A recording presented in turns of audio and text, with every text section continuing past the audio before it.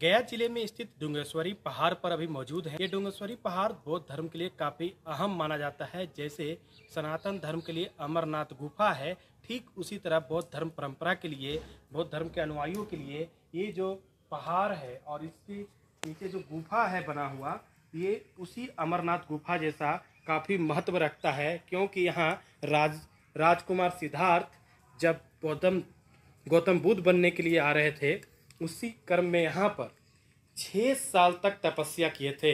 लगातार 6 साल इसी गुफा में बैठकर तपस्या किए थे। डुंगेश्वरी माँ का ये गुफा है और यहीं पर भगवान बुद्ध तपस्या किए थे जब वो राजकुमार सिद्धार्थ थे। और पूरी तस्वीर हम आपको गुफा के अंदर के दिखा रहे हैं।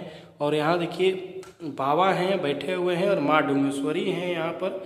और यहाँ सामने में देखिए अंधेरा है, पर भगवान राजकुमार सिद्धार्थ जो गौतम बुद्ध बनने की जो पूरी प्रक्रिया थी, उसके बीच में ये 6 साल यहाँ तपस्या इसी गुफा में किए थे। गुफा पूरा गोलाकार है और इस गुफे का ये तस्वीर है ये। और देखिए यहाँ माँ डुंगेश्वरी हैं और यहाँ के पुजारी हैं, सीधे हम उनसे बात करते हैं।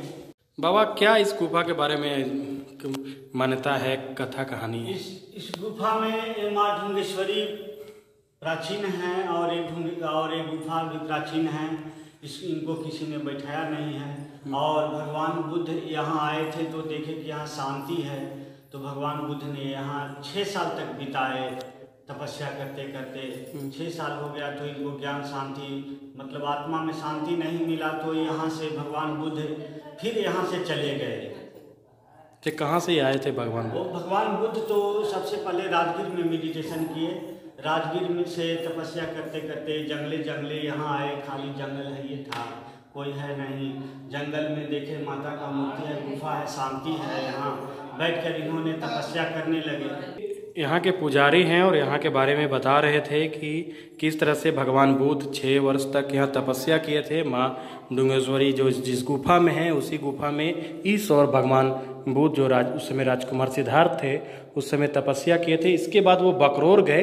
बकरोर में वो सुजाता गढ़ के पास खीर खाए। उसके बाद निरंजना नदी को पार किए। निरंजना नदी को पार करने के बाद वो भगवान जो महाबोधि मंदिर में स्थित अभी वर्तमान में बोधि वृक्ष है, उस समय जो वृक्ष था पीपल का वृक्ष, उसके पास बैठकर ध्यान जब लगाए, उनकी ज्ञान की प्राप्ति 6वीं शताब्दी में हुई। और उसके बाद वो राजकुमार सिद्धार्थ से भगवान बुद्ध कहलाए और वो बौद्ध धर्म परंपरा की शुरुआत हुई। एक पंथ की, एक धर्म की शुरुआत हुई। तो कह सकते हैं कि ये जो गुफा है, एक जिस तरह से सनातन धर्म परंपरा के लिए अमरनाथ गुफा को अहम माना जाता है, उसी तरह ये गुफा भगवान बुद्ध धर्म के परंपरा के लिए भी काफ़ी अहम और प्रमुख माना जाता है। लगभग 20 देशों के लोग यहाँ भगवान बुद्ध का दर्शन करने आते हैं। और भगवान बुद्ध यहाँ कंकाल, उनका पूरा शरीर कंकाल की स्थिति में हो गया था, तो पूरे शरीर को कंकाल की स्थिति में वो शरीर का ये तस्वीर यहाँ मिलेगा देखने को आपको। तो ये गुफा था और गुफा की पूरी तस्वीर हम आपको दिखा रहे थे।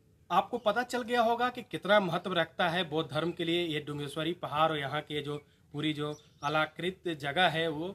पर यहाँ हजारों लोग आते थे कोरोना काल के पहले, पर कोरोना काल का जो महामारी आया, जिसके वजह से यहाँ अब इक्के दुक्के लोग भी नजर नहीं आते हैं। इलाका सन्नाटा है और जो दुकानदार या जो यहाँ के लोग हैं वो भुखमरी के कगार पर पहुँच गए हैं। कोरोना काल के पहले सर यहाँ 5,000 आदमी से पार कर जाते थे। सुबह में भी गाड़ी 4 बजे भोरे से आ जाता था, गाड़ी 5 बजे यहाँ एंटर हो जाता था। हम लोग 6 बजे यहाँ चलाते थे दुकान पर। अच्छा, अभी कैसा स्थिति है कोरोना काल में? अभी सर एक भी नहीं आ रहा है उधर से, नहीं। 1-2 झोंक महाराष्ट्र वाला सब गरीब लोग देखे कि वो सब आया है टेम्पो उपो से। अभी यहाँ क्या है, क्या बंद है अभी मंदिर खाली खुला है, जो देवी का है से, उसी में बुद्ध भगवान है, वही में दर्शन करके लोग जा रहे हैं जो लोकल हैं। और अभी तो विदेशी नहीं आ रहा है। आप लोग का कैसा हाल है?